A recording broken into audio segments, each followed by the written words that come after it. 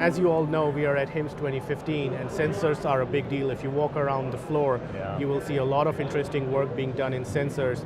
And we're really excited in partnering with Savvy Sherpa and Dr. Mark Ott, our Chief Medical Officer for our central region, who also is a great surgeon, where we are using these sensors to see gait abnormalities in patients recovering from surgery and how he can better guide their care to prevent falls in the future.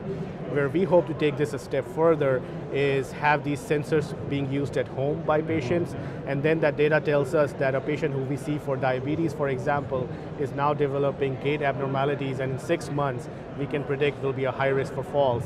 And you and I, as their primary caregivers, can ask for physical therapy or any other orthopedic intervention that will prevent that from happening. I think a big focus of our healthcare has to move into prevention and not just cure, and I think that's been a big challenge in American healthcare that we are all facing right now. I also think that another big part of the project that's related to this is how we are actually working with patients to help inform how they receive their health care. So we've stood up a team that's focused just on patient engagement, and we also have our patient advisory council that we've already shown our portal to once, and getting their input, because really as we shift to prevention, that puts even more responsibility, shared accountability on the patient.